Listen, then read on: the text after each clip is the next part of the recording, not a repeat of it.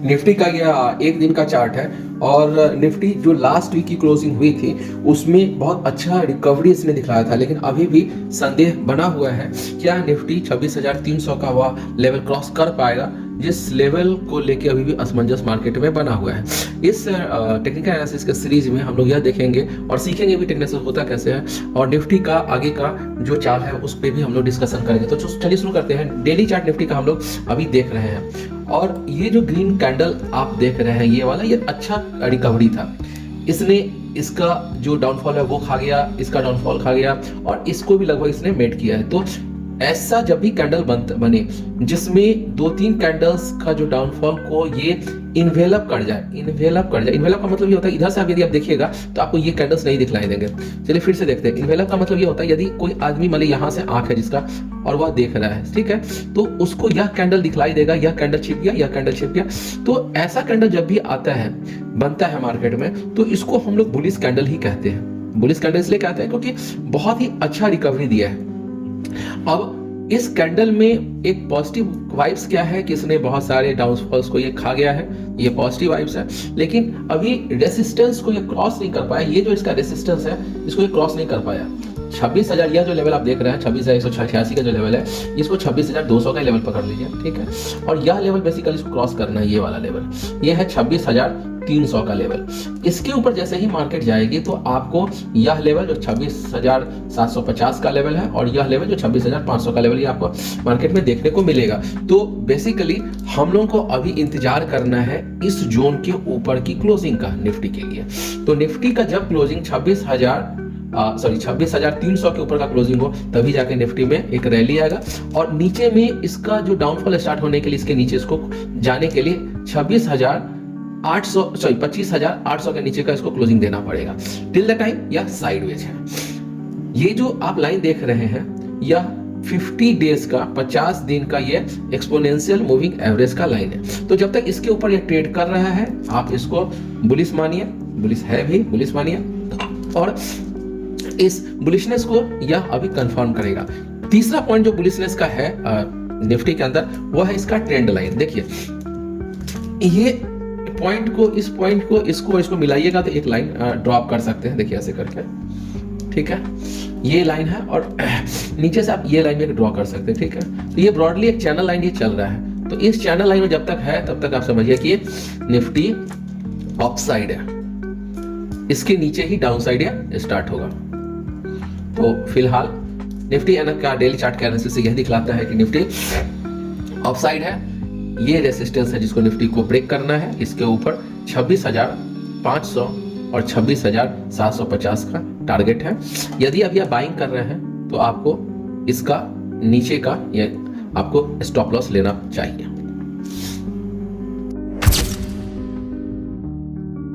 Bank Nifty का यह daily chart है और बैंक निफ्टी के डेली चार्ट में आपने ये जो कैंडल देखना है, ये जो अभी आप कैंडल देख भी रहे हैं, यह बेसिकली रिकवरी कैंडल है। रिकवरी कैंडल इसलिए क्योंकि इसका देखिए इसमें कोई नीचे का लेग नहीं है, ऊपर का लेग नहीं, तो यह बहुत ही बुलिश कैंडल माना जाता है। मतलब कि यह कैंडल आप ध्यान रखिए, यह कैंडल जब भी बनता है मार्केट में जिसका कोई नीचे का लाइन नहीं रहता, ऊपर का लाइन नहीं रहता, तो ऐसा कैंडल बहुत ही बुलिश कैंडल माना जाता है, क्योंकि यह दिखाता है कि लो था जहां से मार्केट स्टार्ट हुई और हाई पे जाके क्लोज हो गई।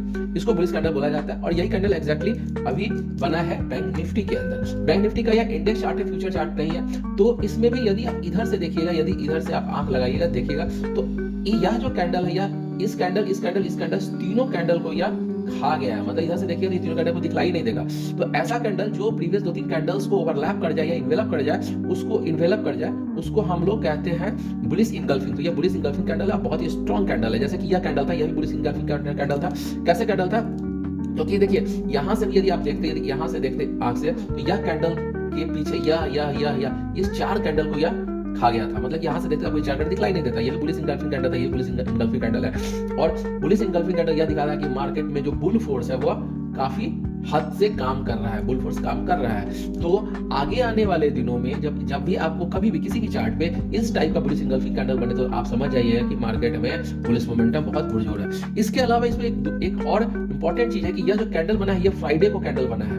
फ्राइडे का कैंडल करने का मतलब है कि जब मार्केट में मंडे से हम लोग काम करते हैं और फ्राइडे तक काम करते हैं, तो जब भी फ्राइडे को आदमी पोजीशन छोड़ के जाता है, मतलब कि उसको यह विश्वास है कि नेक्स्ट वीक जब मंडे से फ्राइडे तक का जो ट्रेडिंग सेशन है वह उसी डायरेक्शन में रहने वाला है। यदि फ्राइडे को हम अप में मार्केट छोड़ रहे हैं, इसका मतलब यह है कि नेक्स्ट वीक मंडे से फ्राइडे भी सेशन अप रहने वाला है। नहीं तो मार्केट यदि इस टाइप से बनता है कि ऊपर और नीचे का लेवल बराबर है, बड़ी छोटा, इसका मतलब है कि मार्केट में नेक्स्ट वीक में असमंजस की स्थिति है। असमंजस की स्थिति, इसका मतलब यह कि मार्केट को ऊपर जाना है या नीचे जाना है या क्लियर नहीं है। लेकिन यहाँ पे बुलिश कैंडल मार्केट ने फ्राइडे को बना के छोड़ा, इसका मतलब कि मार्केट क्लियर मान के चल रही है कि नेक्स्ट वीक मार्केट अप रहने वाली है।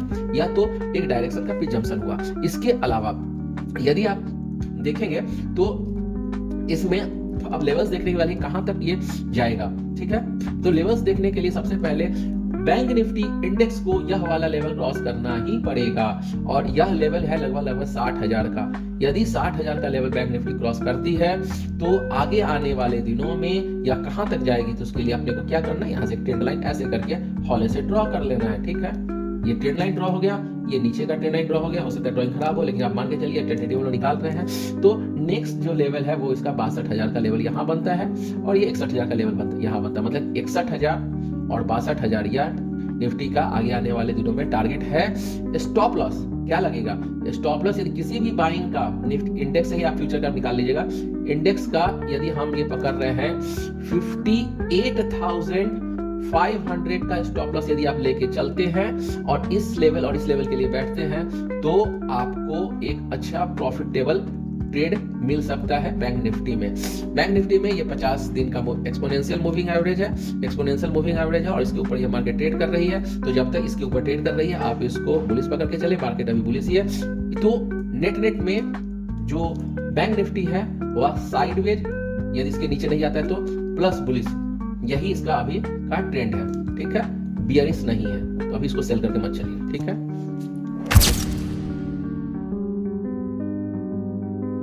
यह गोल्ड कॉमेक्स का डेली का चार्ट है। गोल्ड कॉमेक्स मतलब इंटरनेशनल गोल्ड का चार्ट है, और इसमें आप यहां देख रहे हैं $4,197 पे इसका क्लोजिंग आपको दिख रहा है। ये लास्ट वीक का क्लोजिंग है, यह लास्ट वीक का क्लोजिंग है। और यदि आप इस चार्ट को ध्यान से देखेंगे तो देखिएगा कि यहाँ पे मार्केट ना एक रेंज में रुक गई है। इनडिसिसिव स्टेट है, मतलब कि इनडिसिसिव स्टेट मतलब कि असमंजस की स्थिति है। मार्केट को ऊपर जाना है, नीचे जाना है, कुछ मालूम नहीं। लेकिन अंदाज यदि आपको लगाना है और टेक्निकल एनालिसिस आपको सीखनी भी है, तो आप थोड़ा सा ध्यान से इसको देखेंगे तो आपको यह समझ में आएगा कि कैसे इसको हम लोग निकालते हैं कि मार्केट डाउन ट्रेंड है अप ट्रेंड में है। अब देखिए 1 2 3 4 5 दिन का टोटल ट्रेडिंग सेशन हुआ, मतलब कि एक वीक लास्ट वीक का टोटल ट्रेडिंग सेशन है। इसको वीकली चार्ट में देख लेंगे, ठीक है। 5 दिन के ट्रेडिंग सेशन में विंग्स ज्यादा है, ऊपर में ऊपर का लाइन ज्यादा, ऊपर का लाइन ज्यादा, यह भी रेड है, नीचे का लाइन तो इसमें ज्यादा था, लेकिन फिर ऊपर का लाइन ज्यादा है। इसको फिर हटाते, फिर ध्यान से देखिए ऊपर का लाइन, ऊपर का लाइन, ऊपर का लाइन, मतलब कि यह मार्केट ऊपर में सस्टेन ही नहीं कर रही, यहाँ पे रुक नहीं पा रही है। रेड कैंडल यदि 5 में देखें तो 3 रेड कैंडल है, 3/5, 5 टोटल कैंडल में 3 रेड कैंडल है, 2/5 ये ग्रीन कैंडल है, ठीक है, और 5 टोटल कैंडल है। तो 5 टोटल कैंडल में यदि 3 रेड कैंडल है तो majority of the time market क्या है, बियरिश है, मतलब कि ऊपर का मोमेंटम गोल्ड में नहीं है। अब चूंकि और कंसोलिडेशन भी है, कंसोलिडेशन कहां पे हो रहा है, यह भी एक ध्यान देने वाली बात है। कंसोलिडेशन जो हो रहा है वो अपर विंग्स में हो रहा है, यहाँ पे डबल टॉप क्रिएट कर रहा है। इसको मैं ऐसे खींचेंगे तो यह एक डबल टॉप क्रिएट कर रहा है यहाँ पे, ठीक है। तो यह डबल टॉप के रीजन में मार्केट रुक नहीं पा रही है। इसका मतलब ये है एक बार गोल्ड को फिर से नीचे आना पड़ेगा, और यह आना पड़ेगा लगभग 4,060 तक के लेवल्स को गोल्ड एक बार टच कर सकती है। ध्यान देने वाली बात है कि इस वीक जो नेक्स्ट वीक अभी आ रहा है उसमें 8 और 9 ये है फेड का डेटा भी आने वाला है, ठीक है, इंटरेस्ट रेट डेटा भी है। तो शायद इसलिए भी मार्केट रुकी पड़ी हो कि डेटा जब आ जाए तो पता चल जाए कि मार्केट कैसा है, तो या तो ऊपर जाना है या नीचे जाना है।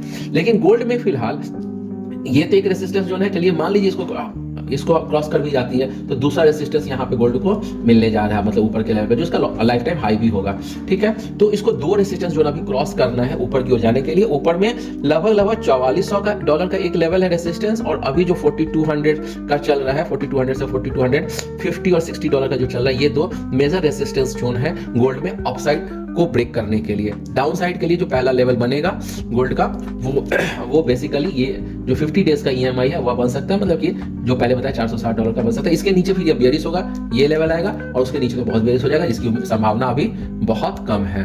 बहुत कम है यहाँ पे आने का। मोस्टली अभी इसी जोन में ट्रेड करना है, लेकिन ट्रेंड लाइन इसका जो है अपसाइड पे, जैसे यहाँ से ट्रेंड खींचेंगे तो ये अपसाइड का ही ट्रेंडिंग है, तो इसको अपसाइड ट्रेंडिंग चैनल में ट्रेड कर रहा है।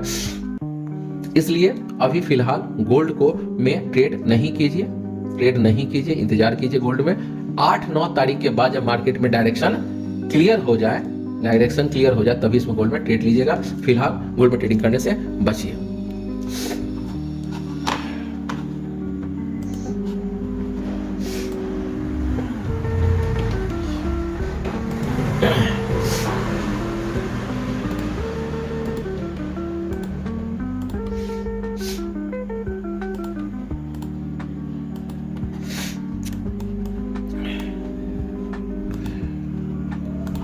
यह सिल्वर का डेली चार्ट है। सिल्वर के डेली चार्ट में अभी आप देखेंगे कि सिल्वर ने बहुत ही फोर्सफुली हाईस को ब्रेक किया था फ्राइडे को सिल्वर जब ट्रेड करना स्टार्ट किया था तो उस समय उसने उससे पहले थर्सडे को यह रेड कैंडल बना था, जिससे ऐसा लग रहा था कि मार्केट अब नीचे की ओर जाएगी, लेकिन चूंकि यह वाला लेवल नहीं टूटा था तो इतना ज्यादा उम्मीद नहीं था कि मार्केट नीचे आएगी।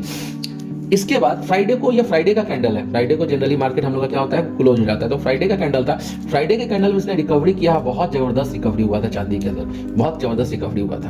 अब इसने क्या किया, इसने हाई भी क्रॉस किया, तो यह जो हाई लगा था ये लगभग $59 से ऊपर का लगा था। एक मिनट देख ही लेते कितना का लगा था, ये शायद लगा था आपको, एक मिनट, ये था 59.33 का। अच्छा, ये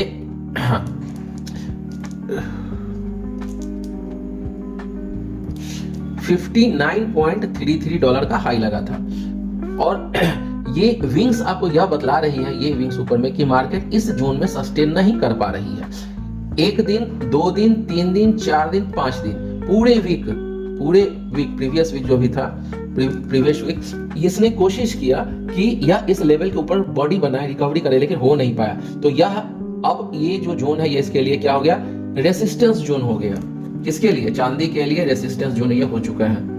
मतलब कि जब तक $59 के ऊपर इस टाइप का कोई बॉडी नहीं बने सिल्वर में, तब तक आप समझिए कि इसमें बुलिशनेस नहीं है। लेकिन अचानक से कोई इसके क्रॉस करते हुए गैप अप में यहाँ पे कोई इस टाइप का छोटा सा भी बॉडी बन जाता है, तब मान के चलिए कि यह यहाँ से $75 तक का प्रोजेक्शन है, $75 या चांदी जा सकती है। फिलहाल चांदी में लोग ज्यादा ऑप्टिमिस्टिक है, मतलब कि यदि गोल्ड के कंपैरिजन में देखें तो चांदी में लोग ज्यादा बुलिश है, और लोगों का कहना है कि 2 लाख से लेकर 2,30,000 या 2.5 लाख तक चांदी जा सकती है। यह कोई रिकमेंडेशन नहीं है, यह सिर्फ हम लोग चार्ट एनालिसिस करके यह समझने की कोशिश कर रहे हैं कि एग्जैक्टली चांदी में आगे आने वाले दिनों में क्या चाल हो सकता है, कैसे इसमें ट्रेड कर सकते हैं। मैं नवेंदु और आप देख रहे हैं बाजार का बॉस।